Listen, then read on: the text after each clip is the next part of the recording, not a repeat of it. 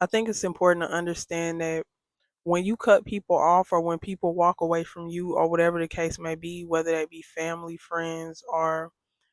romantic partners, whatever the case may be, I think it's important to understand that when you walk away from different connections, that is the first step of taking your power and your energy back from those situations. But I think it's important to understand if you walk away from those situations and you still think about them on a daily, or you still have to face them because you live with them, or you still have to be around them because you work with them, or whatever the case may be, you are still in a space where you are giving them power, especially if you still hold on to anger or resentment or, you know, sadness or whatever the case may be. So I think it's important to understand if you're still holding on to sadness or resentment or anger or any emotion towards those people, that is still giving them power over you. And so how to release that energy is first and foremost feeling through your emotions, because it's pointless to do a cord cutting when you still are holding on to so much anger or so much emotion towards those people. So I think it's important to first and foremost feel through your emotions. And how you do that is grab a journal and write down everything about that relationship. Write down how it makes you happy, how it makes you sad, how it makes you emotional. Feel everything that you need to feel. Allow yourself to feel what you need to feel. Allow yourself without judgment to feel how you feel, whether that be you still love that person, or whether that be you're really angry towards that person, or whether you are angry towards yourself for connecting or continuously connecting to those relationships when they weren't respecting you or loving you the way that you needed to be loved or a way that you felt like you needed to be loved. I think it's important to allow yourself to work through your emotions before you even do a cord cutting. Or you can do a cord cutting and then work through those emotions and then do another cord cutting to release any residual energy. And I'm also going to put links down in the description box below,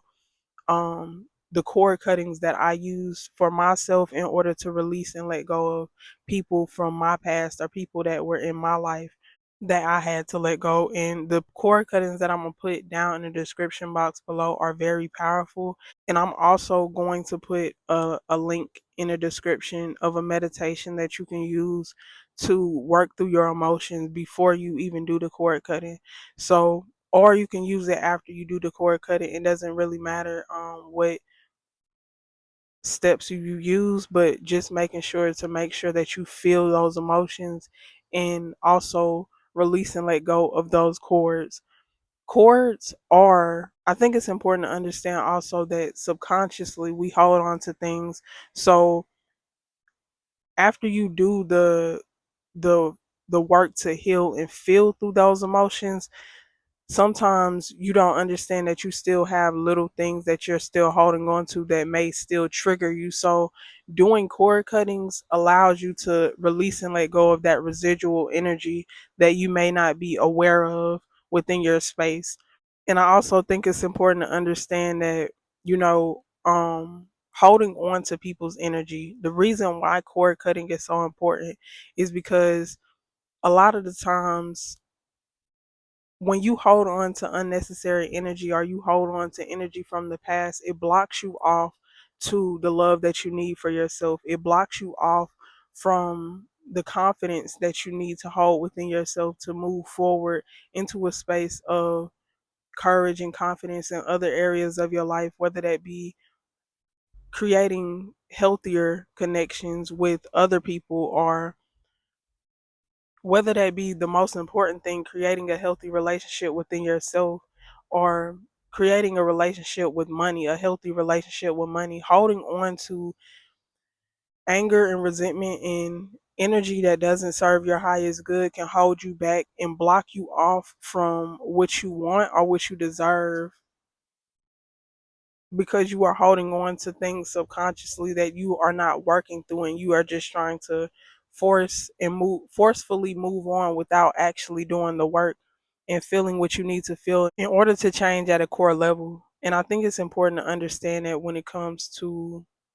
standing your truth and being authentic to yourself, you have to allow yourself to release and let go of baggage, because you could be going towards something and trying to figure out why it's not working, whether that be a new relationship or whether that be a career or whatever the case may be. And the whole reason why it's not working could be simply because you're still holding on to a father wound, or simply because you're still holding on to a mother wound, or you're still holding on to that anger from your ex best friend, or you're still holding on to that anger from an ex partner, or you're still holding on to that anger for a sibling, or whatever the case may be. So I think it's important to understand, that's why cord cutting is so important, because you want to make sure that your energy is clear and open for abundance. You want to make sure that your energy is clear and open for abundance in love, for abundance in wealth or prosperity. And so I think it's important to understand that is why cord cutting and releasing and healing those wounds are so important, and actually intentionally healing those wounds is so important. Finding time and space to sit down and journal, or intentionally meditate, or intentionally cord cut, in order to make sure that your energy is clear and open to receive and amplify what you deserve in this lifetime, which is abundance. And so I think it's important to understand how to clear and how to release, and also understanding when it comes to cord cutting. A lot of times when you do a cord cutting ritual or you do a cord cutting cleansing,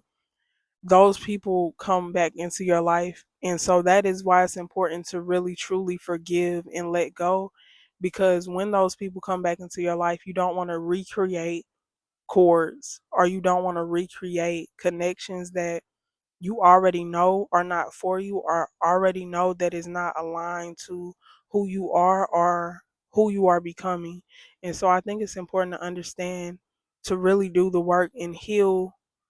and also cord cut, but also feel through your emotions and really see that connection for what it is, and not have shades or rose colored glasses on for those connections, but see what it is and allow yourself to also understand, if you still feel love for a person, it's okay to feel love, and it's okay to also understand that you love them, but that connection is not for you, no matter who is on the other side of that connection, whether that be family, friends, or a ex lover. I think it's important to understand, to be real and honest with yourself about what connections are, and how to, and where to place those connections, whether that be being distant with that connection or completely cutting that connection off. Really being real with yourself and asking yourself the real questions on what a relationship should be, even if it's painful, what the answer is to that question. So I think it's important to understand, when it comes to cord cutting, that also sometimes you have to do it multiple times in order to really release and let go and feel lighter with that connection. I think it's important to be patient with yourself in any sense of the way when it comes to healing, because healing is not a destination, it's a linear line. Sometimes you could feel completely relieved from something that happened to you, or hurt or pain, and then the next second something can come up and trigger you. And I think it's important to understand, to be patient with those triggers, to be patient with yourself in those triggers, and to be patient with those people as well. And also understanding to be patient with yourself, because what you are for yourself, you automatically can be with others. The more you show up for yourself, is the more you can easily show up for others, because it's something that is internal, and it's not something that you're doing to be performative, it's something that you actually are. So who you actually are automatically pours out on automatically pours out onto others with ease. And I think it's important understanding to be understanding with to understand yourself and to understand your own values, so that way you know what boundaries to place and how much of you need to give to certain people. Understanding energetic boundaries, because cord cutting is an energetic boundary in itself. And I think that's important to understand. I think that's important to understand when you do a cord cutting, you automatically set a boundary. And like I said, when you do a cord cutting, a lot of the times those people come back in because they can feel energetically that you have dismissed their energy. So, in order to,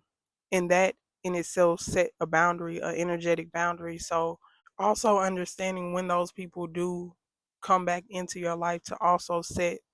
a boundary within, to also set a physical boundary and an energetic boundary within that space as well,